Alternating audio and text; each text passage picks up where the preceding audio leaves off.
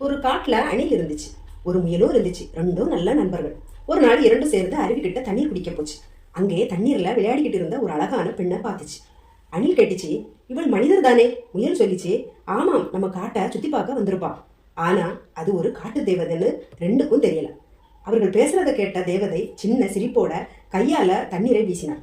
அடுத்த நொடி அந்த தண்ணீர் அணில் முயலும் மேல விழுந்ததும் இரண்டும் மனித குழந்தைகளாக மாறி போச்சு. இரண்டும் ஒருத்தரை ஒருத்தர் பார்த்து பயந்துச்சு. ஐயோ, நாம் மனிதர்களாக மாறிட்டோமோன்னு அணில் சொல்லிச்சு. தேவதை சிரிச்சுக்கிட்டே, மனிதர்களாக இருக்க உங்களுக்கு ஆசையா? நீர்ல உங்களை பாருங்க, எவ்வளவு அழகா இருக்கீங்கன்னு சொன்னான். அதுக்கு இரண்டும் அழுதுகிட்டே, தேவி, இந்த அழகு எங்களுக்கு வேண்டாம். நாங்க எங்களோட காட்டுல சுதந்திரமா சந்தோஷமா இருக்கோம். மனிதர்களா மாறி கஷ்டப்பட எங்களுக்கு பிடிக்கல.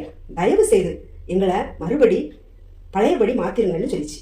அப்போ தேவதை மெதுவா சொன்னா, சந்தோஷமா மனிதரா இருப்பதில் இல்லை, சுதந்திரமா இருப்பதில் தான் இருக்குன்னு நீங்க புரிஞ்சுக்கிட்டீங்க அப்படின்னு அந்த தேவதை மீண்டும் சின்னதா தண்ணீரை வீசினான்.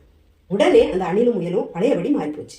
இரண்டும் சந்தோஷமா சொல்லிச்சு, மனிதர்களுக்கு நிறைய கவலைகள் இருக்கு, ஆனா எங்களுக்கு நம்ம காடு, குளிர்காற்று, சுதந்திரம், சந்தோஷம் எல்லாமே இருக்கு. தேவதை உடனே ஆசீர்வாதம் கொடுத்துட்டு மறைஞ்சிட்டான். உடனே அந்த அணிலும் முயலும் சந்தோஷமா காட்டுக்குள்ள திரும்பி போச்சு. நண்பர்களே, இந்த கதையில சொல்ல வர கருத்து என்னன்னா, அழகை விட சுதந்திரமா சந்தோஷமா வாழ்வதுதான் முக்கியம். இந்த கதை பிடிச்சிருந்தா லைக் பண்ணுங்க. இன்னும் இனிமையான குட்டி கதைகளுக்காக சப்ஸ்கிரைபர் பண்ணுங்க. தேங்க்யூ.